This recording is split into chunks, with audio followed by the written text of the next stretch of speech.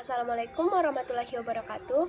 Perkenalkan, nama saya Ardia Yan Cahyani dari kelas 11 Galileo nomor urut 14. Di video kali ini saya akan mempresentasikan jawaban dari uji kompetensi bab 2, yaitu Sistem dan Dinamika Demokrasi Pancasila. Selamat menyaksikan.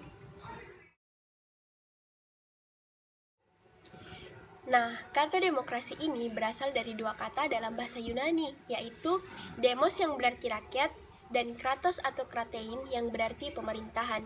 Sehingga demokrasi dapat diartikan sebagai pemerintahan rakyat. Sedangkan menurut Kamus Besar Bahasa Indonesia, demokrasi merupakan istilah politik yang berarti pemerintahan rakyat. Hal tersebut dapat diartikan bahwa dalam sebuah negara demokrasi, kekuasaan tertinggi berada di tangan rakyat dan dijalankan langsung oleh rakyat atau wakil-wakil yang mereka pilih di bawah sistem pemilihan bebas. Nah, dalam sebuah konsep politik, demokrasi adalah landasan dalam menata sistem pemerintahan negara yang terus berproses menuju ke arah yang lebih baik.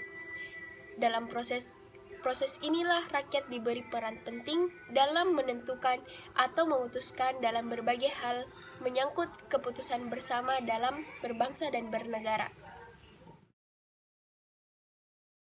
Macam-macam demokrasi. Yang pertama, dilihat dari berdasarkan titik berat perhatiannya. Dibedakan ke dalam 3 bentuk, yaitu demokrasi formal, material, dan demokrasi gabungan. Demokrasi formal adalah demokrasi yang menjunjung tinggi persamaan dalam bidang politik, tanpa disertai upaya mengurangi atau menghilangkan kesenjangan dalam bidang ekonomi. Demokrasi material yaitu demokrasi yang dititik beratkan pada upaya menghilangkan perbedaan dalam bidang ekonomi, sedangkan persamaan dalam bidang politik kurang diperhatikan, bahkan kadang dihilangkan. Nah, demokrasi gabungan yaitu bentuk demokrasi yang mengambil kebaikan serta membuang keburukan yang ada di dalam demokrasi formal dan material. Nah, yang kedua, itu dapat dibedakan berdasarkan ideologi, yaitu demokrasi konstitusional atau demokrasi liberal dan demokrasi rakyat atau demokrasi plurilateral. Demokrasi liberal yaitu demokrasi yang didasarkan pada kebebasan atau individualisme, sedangkan demokrasi rakyat yaitu didasarkan pada paham Marxisme atau komunisme. Yang ketiga, demokrasi dapat dibedakan berdasarkan proses penyaluran kehendak rakyat, yaitu secara langsung dan secara tidak langsung. Secara langsung ini yaitu demokrasi yang mengikutsertakan setiap warga negara dalam menentukan kebijakan umum negara atau undang-undang secara langsung. Sedangkan demokrasi tidak langsung yaitu paham demokrasi yang dilaksanakan melalui sistem perwakilan. Sokoguru demokrasi universal, jika ditinjau dari pendapat Muhammad Hatta, ada 5 pilar demokrasi yang harus dijalankan oleh suatu pemerintahan. Apabila pemerintahan tersebut ingin tetap mendapatkan apresiasi dan simpati dari rakyat. Nah, kelima pilar tersebut adalah yang pertama, lembaga yudikatif, yang kedua, lembaga legislatif, yang ketiga, partai politik, yang keempat, penyedia massa, dan yang kelima, lembaga swadaya masyarakat atau LSM. Nilai demokrasi Pancasila lebih unggul jika dibandingkan dengan demokrasi lainnya karena demokrasi Pancasila mengutamakan kepentingan dari masyarakat, negara, dan bangsa, sedangkan demokrasi lainnya hanya mengutamakan kepentingan demokrasinya sendiri. Bukti normatif bahwa Indonesia adalah negara demokrasi ada pada dasar konstitusi yaitu Undang-Undang Dasar Negara Republik Indonesia.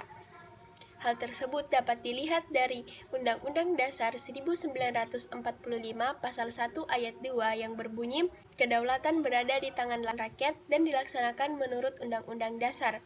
Sedangkan bukti secara empirik bahwa Indonesia merupakan negara demokrasi dapat dilihat dari alur sejarah politik Indonesia yaitu pada 1. Pemerintahan pada masa revolusi kemerdekaan Indonesia, pemerintahan parlementer, pemerintahan demokrasi terpimpin, pemerintahan Orde Baru, dan pemerintahan Orde Reformasi sekarang.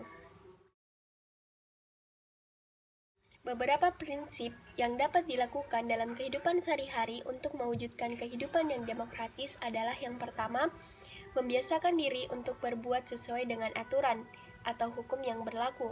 Yang kedua, membiasakan diri untuk bertindak demokratis dalam segala hal. Yang ketiga, membiasakan diri untuk menyelesaikan persoalan dengan musyawarah. Yang keempat, membiasakan diri untuk mengadakan perubahan secara damai dan tidak melakukan kekerasan. Yang kelima, membiasakan diri untuk selalu memimpin melalui cara-cara yang demokratis. Yang keenam, selalu menggunakan akal sehat dan hati nurani dalam musyawarah. Yang ketujuh, menuntut hak setelah melaksanakan kewajiban. Yang kedelapan, menuntut kebebasan dengan rasa tanggung jawab. 9. Menghormati hak orang lain dalam menyampaikan pendapat. Dan yang terakhir, membiasakan diri memberikan kritik yang bersifat membangun. Nah, sekian dari presentasi saya tentang jawaban dari uji kompetensi bab 2. Kurang dan lebihnya mohon dimaafkan.